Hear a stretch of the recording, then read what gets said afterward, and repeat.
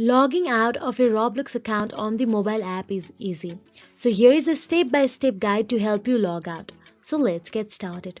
Firstly, open the Roblox app on your mobile device, iPhone or Android, and make sure you are logged into your Roblox account.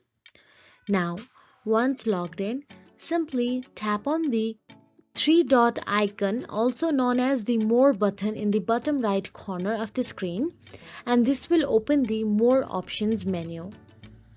Now all you have to do is scroll down till the bottom, and there you will get to see logout option available. Simply tap on the logout. A confirmation window will pop up asking if you are sure you want to log out.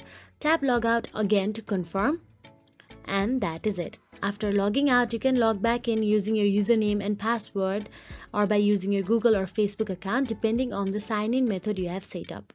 So that is it. If you found this video helpful, please like, share and subscribe, and thank you so much for watching.